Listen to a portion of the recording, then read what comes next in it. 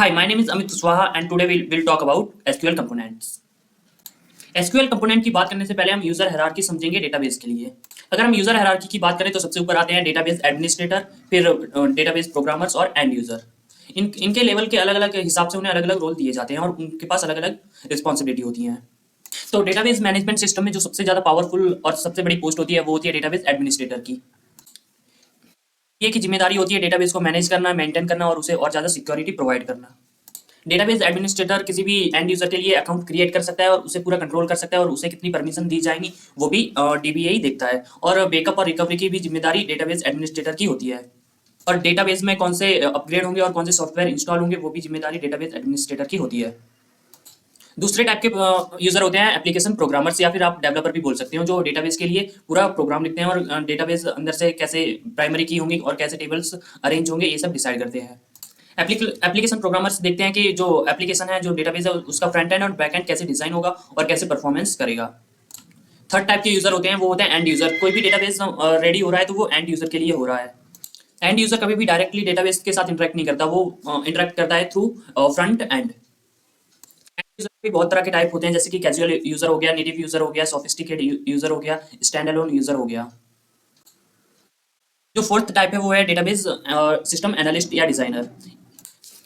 System designer system designer database के overall structure को design करता है।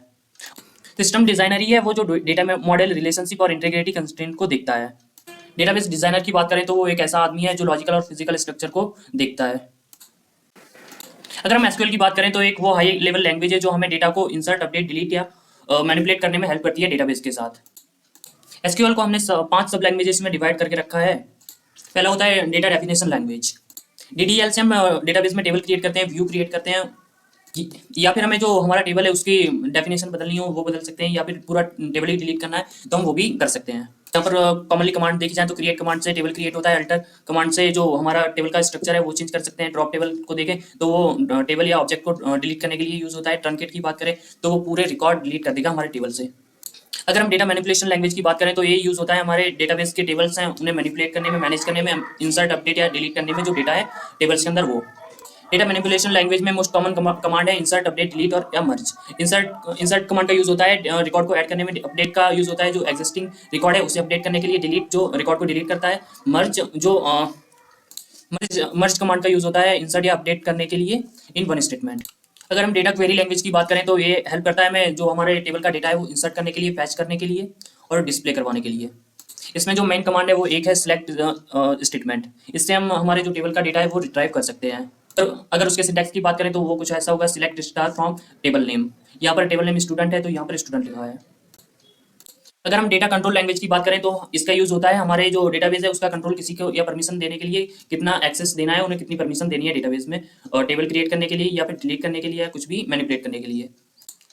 डेटा कंट्रोल लैंग्वेज में मोस्ट कॉमन कमांड है ग्रांट और रिवॉक। ग्रांट का यूज करते हैं परमिशन देने के लिए और रिवॉक का यूज करते हैं परमिशन फिर से छीनने के लिए।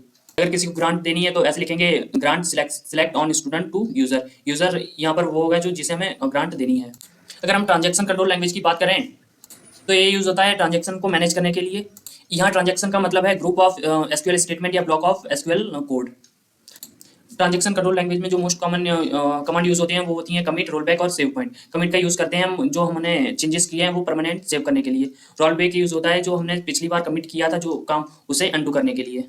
सेव पॉइंट करता है check create to checkpoint to rollback partially.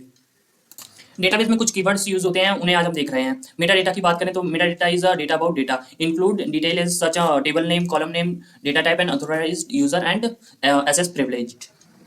Meta data और कुछ नहीं है, जो हमने टेबल क्रिएट करे हैं उनका ही डेटा है सिर्फ, मतलब उनके जो कॉलम के नाम हो गए, प्राइमरी की हो गई, कहाँ पर क्या लिखा हुआ है वगैरह वगैरह।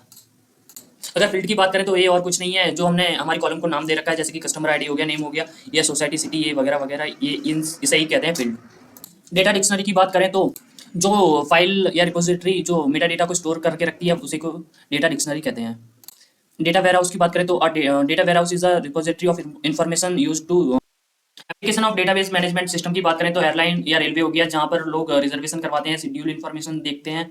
बैंकिंग की बात करें तो हजारों कस्टमर रोज बैंक बैलेंस चेक करते हैं, अकाउंट इन्फॉर्मेशन देखते हैं, लोन ट्रांजेक्शन ये वगैरह वगैरह। एजुकेशन में बात करें तो हर रोज यूनिवर्सिटी में रिजल्ट आ रहे हैं, जो ओल्ड पेपर हैं वो देखे जा रहे हैं, हर रोज यूनिवर्सिटी में रजिस्ट्रेशन हो रहे हैं वगैरह वगैरह। टेलीकम्युनिकेशन की बात करें तो फिर हर रोज कितने सारे लोग एक दूसरे को कॉल कर रहे हैं, उनके डेटा भी डीबीएमएस में ही स्टोर होता है।